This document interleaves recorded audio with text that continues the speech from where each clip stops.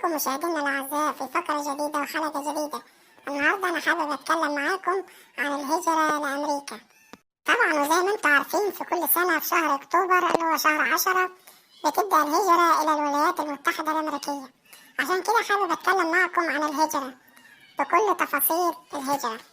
وفي البداية حابب أعرفكم إن أمريكا محببة عند كثير من المهاجرين من حول العالم. ليه محبوبة عند الناس دي كلها؟ لأنها تتميز بفرص عمل وفيها حياة أفضل من بلادهم. من خلال موضوعنا ده حابب أتكلم معاكم عن الفوائد الهجرة لأمريكا. زي ما في فوائد للهجرة لأمريكا برضه في تحديات للدولة الأمريكية من ناحية الهجرة. أنا هتكلم زي ما هتكلم عن الفوائد هتكلم كمان عن التحديات. نبتدي الأول بالفوائد.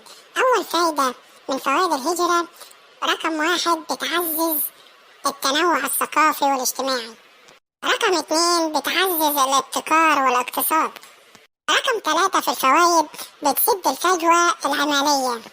من ناحية التحديات فأول تحدي بيواجه الولايات المتحدة الأمريكية من ناحية الهجرة هو الأمن، عشان الإنسان اللي بيتقدم مش بيبقى معروف كويس، فبيضطروا من الناحية الأمنية بيشوفوا إن الشخص دويتي مناسب ولا مش مناسب أمنيا.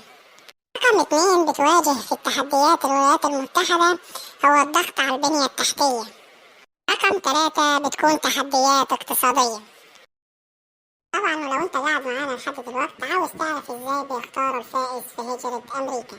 عملية اختيار الفائزين بتتم من خلال برنامج الهجرة المعروف ببرنامج الجرعة العشوائية، ودي بتتم من خلال سحب عشوائي للأسماء من بين جميع أسماء المؤهلين.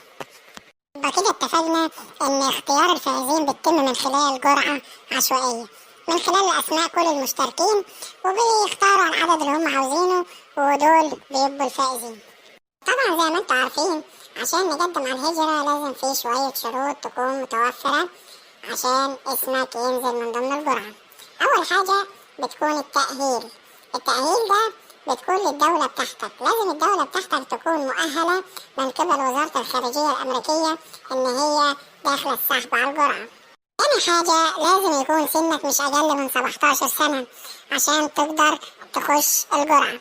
تالت حاجة المستوى التعليمي ليك لازم يكون مش أقل من دبلوم. وبعد كل الخطوات دي بتروح بتقدم. هتقدم ازاي؟ من خلال الموقع الرسمي للهجرة العشوائية تبع وزارة الخارجية الأمريكية. وبعد فترة التقديمات على طول بتتم الجرعة وبيعملوا عملية السحب، وبالأسماء اللي بتطلع هي الأسماء الفائزة. بعد الجرعة بيعلنوا أسماء الفائزين عن طريق البريد الإلكتروني. بعد كده الشخص الفائز بيجهز الأوراق وبيروح يقابل السفير. في مقابلة السفير بيطلب من الأوراق الرسمية اللي قدم بيها على الهجرة، ولما بيتأكد من صحتها بيدي الموافقة وبيحصل على التأشيرة. كده تكون خلصت حلقتنا عن الهجرة العشوائية للولايات المتحدة الأمريكية.